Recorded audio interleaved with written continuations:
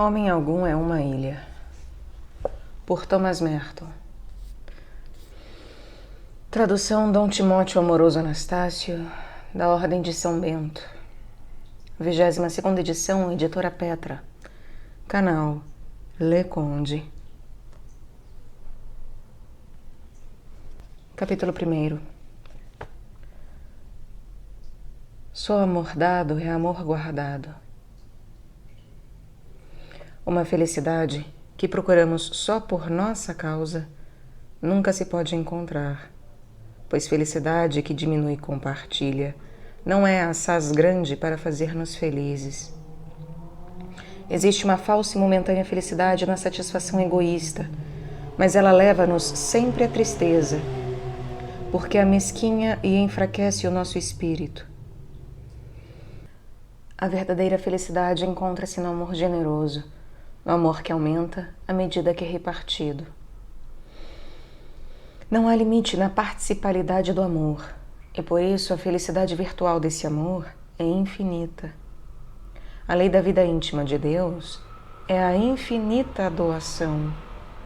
Ele estabeleceu como lei do nosso ser a comunicação de nós mesmos, e assim é que o melhor modo de amar a si mesmo é amar os outros.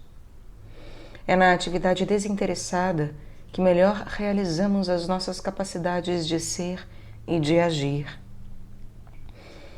Mas não pode haver felicidade forçada. Ao amor não lhe basta dar-se, ele deve ser dado livremente.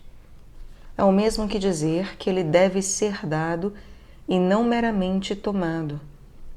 Um amor generoso, gasto com um objeto egoísta, não traz a felicidade perfeita. Não que o amor exija retorno ou paga por amar, mas porque ele repousa na beatitude do amado. E se o amado o recebe com egoísmo, o amante não fica satisfeito. Ele vê que o seu amor falhou, não fez feliz o amado. Não lhe despertou a capacidade de amar desinteressado. Donde este paradoxo, que o amor desinteressado não pode descansar perfeitamente, a não ser num amor perfeitamente correspondido. É que ele sabe que a verdadeira paz só se encontra no amor sem egoísmo. O amor generoso consente, por causa do amado, em ser amado desinteressadamente. Assim fazendo, aperfeiçoa-se. O dom do amor é o dom do poder e da capacidade de amar, e por conseguinte, dar o amor plenamente é também recebê-lo. Assim, só o amor que é repartido pode ser conservado, e ele só pode ser perfeitamente dado quando é também recebido. O amor não só prefere o bem do amado ao do amante, mas nem mesmo chega a comparar os dois. Ele só conhece um bem, o do amado, que é ao mesmo tempo o seu próprio. Não é dividindo com o próximo o seu bem que o amor reparte, mas identificando-se a tal ponto com o outro que o bem deste se torna também seu. O mesmo bem é desfrutado em sua integridade pelos dois, num só espírito. Ele não é cortado ao meio e dividido entre duas almas. Quando o amor é realmente desinteressado, o amante nem mesmo para a indagar-se se pode apropriar-se a salvo de alguma parte do bem que ele quer para o amigo. O amor procura o seu bem integral no bem do amado. Dividir esse bem seria diminuir o amor. Tal divisão não se reduziria a enfraquecer o efeito do amor, mas também diminuiria a sua alegria, pois o amor não busca uma alegria que seja consequência do seu efeito. A sua alegria está no próprio efeito, que é o bem do amado. Por conseguinte, se o meu amor é puro, eu não tenho sequer de procurar para mim mesmo a satisfação de amar. O amor só busca uma coisa, o bem do amado. Ele deixa aos outros efeitos secundários o cuidado de si mesmos. O amor, portanto, é a sua própria paga. Amar a outro é querer o seu verdadeiro bem. Tal amor é fundado na verdade. Um amor que não vê distinção entre o bem e o mal, que ama cegamente só por amar, é mais ódio que amor. Amar às cegas é amar interesseiramente, porque o fim desse amor não é a conveniência real do amado, mas só o prazer de amar em nossas almas. Tal amor não pode ter a aparência de amor, a menos que ele pretenda procurar o bem do amado. Mas, como ele de fato não tem o menor zelo da verdade, nem jamais considera que pode estar errado, demonstra ser só um amor próprio. Não procura o verdadeiro bem do amado, nem mesmo o seu. Não lhe importa a verdade, interessa-lhe só ele mesmo. Proclama-se contente com um bem aparente, que é o exercício do amor pelo amor mesmo, sem nenhuma consideração dos seus bons ou maus efeitos. Quando um amor desse gênero existe no nível da paixão corporal, é fácil reconhecê-lo. Ele é egoísta e, portanto, não é amor. Aqueles cujo amor não transcende os apetites do corpo, nem se dão geralmente o trabalho de enganar-se com bons motivos, seguem simplesmente as próprias paixões. Como não mentem a si mesmos, são mais honestos, embora mais miseráveis, do que aqueles que pretendem amar num plano todo espiritual, sem considerar que o seu desinteresse não passa de mentira. A caridade não é fraca nem cega. Ela é essencialmente prudente, justa, moderada e forte. Somente quando todas as outras virtudes são conexas entre si na caridade, o nosso amor é genuíno. Ninguém que sinceramente deseja amar a seu irmão consentirá em amá-lo falsamente. Se vamos amar os outros, devemos decidir-nos a amá-los bem. De outra forma, o nosso amor não passa de ilusão. O primeiro passo para o amor desinteressado consiste em reconhecer que o nosso amor pode ser enganado. Temos antes de purificar o nosso amor, renunciando ao prazer de amar como um fim em si. Enquanto o nosso fim for prazer, seremos desonestos para conosco e para aqueles que amamos. Procuramos não o seu bem, mas o nosso prazer. É claro, pois, que para bem amar a outros, devemos primeiro amar a verdade.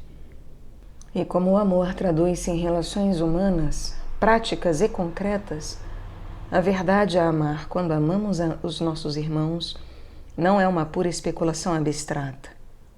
É a verdade moral que nos incumbe incorporar e vivificar em nosso destino e no seu. Esta verdade é mais do que a fria percepção de um dever, emanada de preceitos morais. A verdade que devemos amar ao amar nossos irmãos é o destino concreto e a santidade que o amor de Deus quis para eles.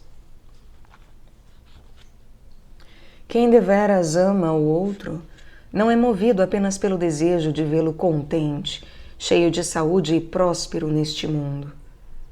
O amor não pode contentar-se com um ideal tão incompleto. Se o meu dever é amar meu irmão, eu devo, de algum modo, entrar a fundo no mistério do amor de Deus por ele. Não é só a simpatia humana que deve mover-me, mas também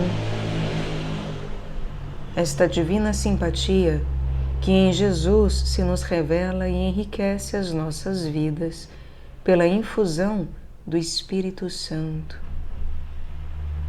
A verdade que eu amo ao amar meu irmão não pode ser uma coisa meramente abstrata e filosófica. Deve ser ao mesmo tempo sobrenatural e concreta, prática e sensível. Não entendendo estes termos em sentido metafórico. A verdade que devo amar em meu irmão é Deus mesmo, vivo nele. Devo buscar a vida do Espírito de Deus que nele respira. E só posso discernir e seguir esta vida misteriosa graças à ação do mesmo Espírito Santo, vivo e atuante nas profundezas do meu coração. A caridade leva-me a buscar muito mais do que a satisfação dos meus desejos, mesmo se são orientados para o bem alheio. Ela deve também fazer de mim um instrumento da providência divina na vida do próximo. Devo convencer-me e deixar-me penetrar do sentimento de que, sem o meu amor pelos outros, pode ser que não levem a cabo as coisas que Deus teve em vista para eles. A minha vontade deve ser um instrumento da vontade divina, ajudando-os a realizar o seu destino. O meu amor deve ser-lhes o sacramento do amor misterioso e infinitamente desinteressado que Deus lhes tem. O meu amor deve ser para eles o ministro, não de qualquer espírito, mas do Espírito Santo. As palavras que lhes falo não devem ser outras senão as de Cristo, que em mim se digna de revelar-se-lhes. Tal concepção da caridade é, sobretudo, adequada a um padre. É um aspecto da graça da ordem. Ela é, a bem dizer, inseparável do sacerdócio, e um padre não pode estar em paz consigo ou com Deus se não se esforça por amar aos outros com um amor que é, sobretudo, o de Deus. Somente esta caridade, que é tão forte e segura como o Espírito mesmo de Deus, pode salvar-nos do lamentável erro de dedicar a outros um amor que os conduz ao erro e os impele a procurar a bem-aventurança lá onde não pode ser encontrada. Para amar os outros com caridade perfeita, devo ser verdadeiro para com eles, para comigo mesmo e para com Deus.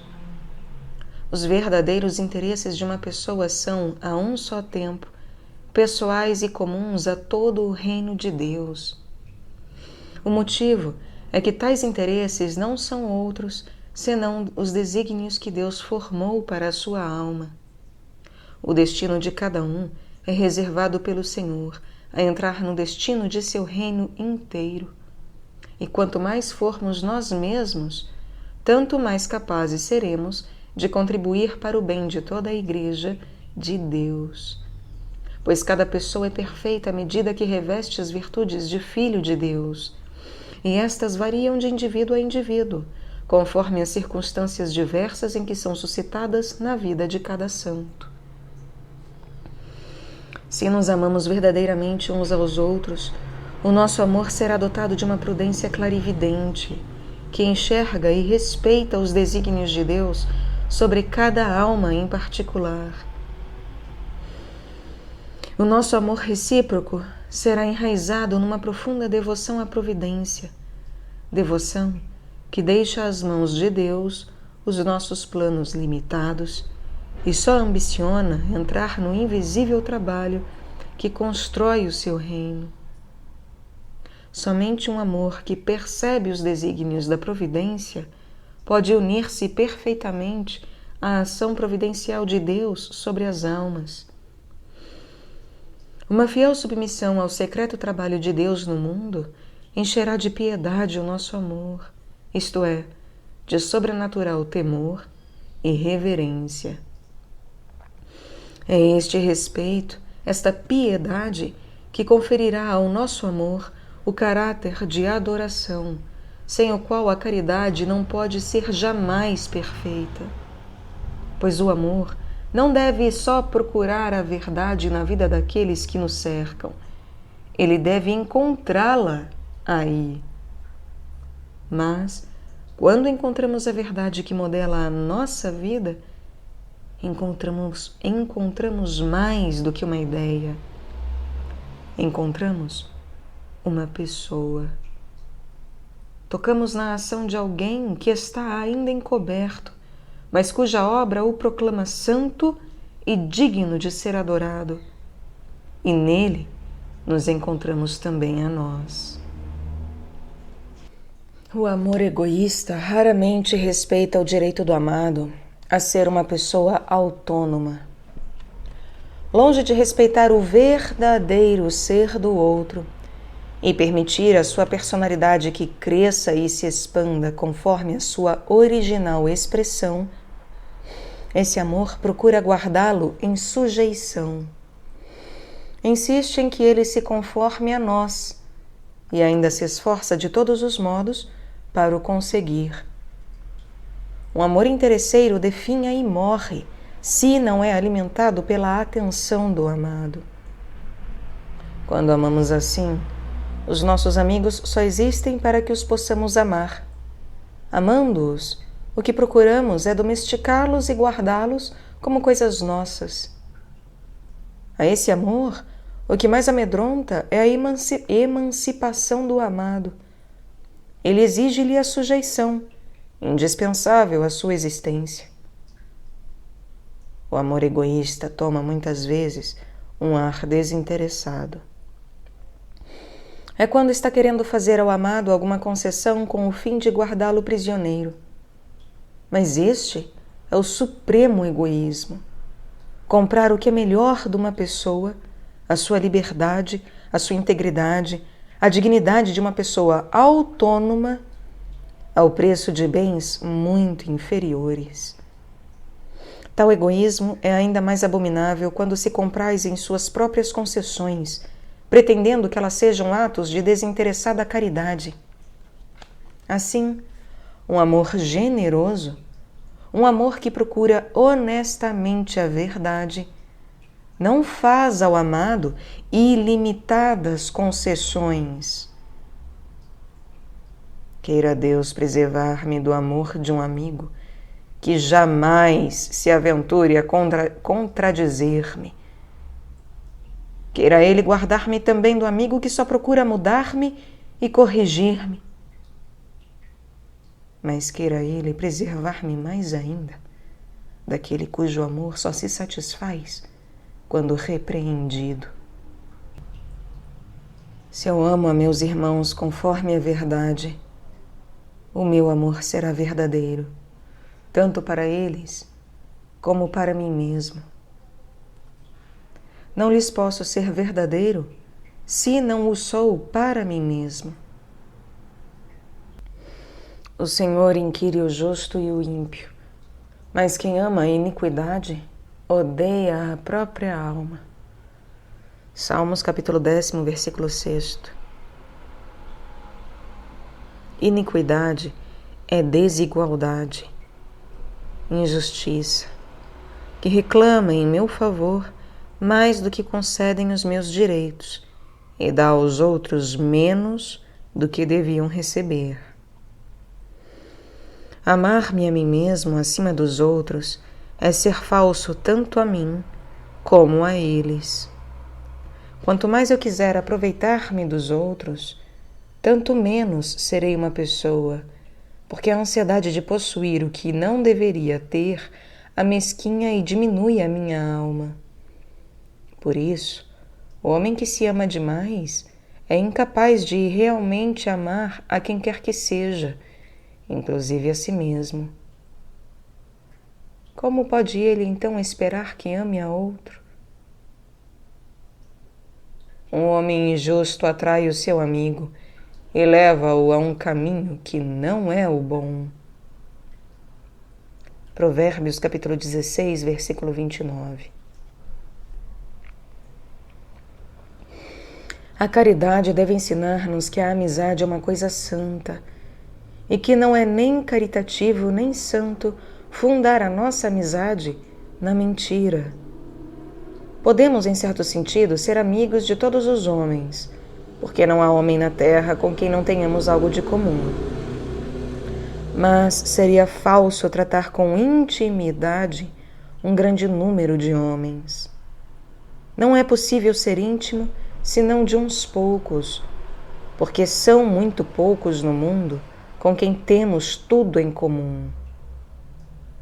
Assim, o amor deve ser verdadeiro para com aqueles que amamos, para conosco e ainda para com as leis que o regem. Não posso ser verdadeiro a mim mesmo se pretendo ter mais do que realmente tenho em comum com pessoas de quem posso gostar por qualquer motivo interesseiro e indigno. Existe, contudo, uma razão universal para o amor a todos os homens. É que Deus nos ama a todos e eu só desejaria ver todos amando a Deus com todas as forças. Mas permanece de pé o fato de que não posso, na terra, entrar bem profundamente no mistério de seu amor por Deus e de Deus por eles. Grandes padres ou santos como o cura d'Ars, que olharam as secretas profundezas de tantas almas, não deixaram, entretanto, de ser homens de poucos amigos íntimos. Ninguém é mais solitário do que um padre que serve a um vasto ministério. Ele está confinado em um terrível deserto pelos segredos dos seus semelhantes.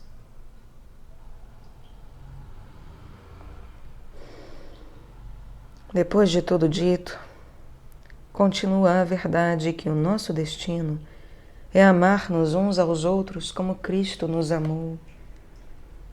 Jesus teve muito poucos amigos íntimos quando passou pela terra, e, no entanto, ele amou e ama a todos os homens, e é o mais íntimo amigo de cada alma que vem a este mundo.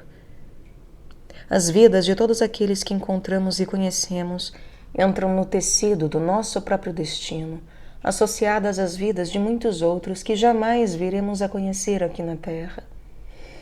Mas só alguns, muito raros, são nossos amigos. Tendo com estes mais coisas em comum, somos capazes de amá-los com mais perfeição desinteressada, toda especial, pois há mais coisas a dividir entre nós. São inseparáveis do nosso próprio destino, e por isso, o nosso amor por eles é especialmente santo. É uma manifestação de Deus em nossas vidas. A caridade perfeita presta suprema homenagem à liberdade de Deus. Ela reconhece que Ele tem o poder de dar-se àqueles que o amam puramente, sem com isso violar a pureza com que o amam. Mais ainda, a caridade desinteressada, ao receber de Deus o dom que é Ele mesmo, torna-se, por este fato mesmo, capaz de amar com perfeita pureza. Pois Deus é quem cria a pureza e o amor dos que o amam e aos outros, com perfeita caridade. A sua caridade não deve ser representada como uma fome. Ela é o banquete do reino dos céus, ao qual muitos foram convidados pelo grande rei. Muitos não puderam vir ao banquete porque ambicionavam alguma coisa a mais além dele, alguma coisa para eles mesmos. Uma fazenda, uma esposa, uma junta de bois. Não souberam que, se tivessem procurado primeiro o banquete e o reino, teriam recebido tudo mais em acréscimo. A caridade não é ávida, ela é o iude convivium, o perpétuo banquete, onde não há saciedade. Uma festa em que somos mais alimentados por servir aos outros do que por servir-nos a nós mesmos.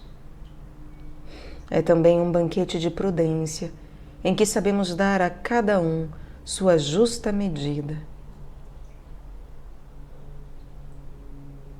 Abre aspas. E o Senhor responde: quem é, pensas tu, o servidor fiel e prudente que o Senhor estabelecerá sobre a sua família para dar-lhes no tempo devido a ração de trigo? Feliz é esse servidor, a quem o Senhor à sua volta encontrar agindo assim. Fecha aspas. Lucas capítulo 12, versículos 43 e 44. Mas alimentar a outros com a caridade é nutri-los com o pão da vida, que é Cristo, e ensinar-lhes também a amar com um amor que não conhece a fome. Eu sou o pão da vida. Aquele que vem a mim não terá fome, e quem crê em mim não terá jamais sede. João capítulo 6, versículo 35.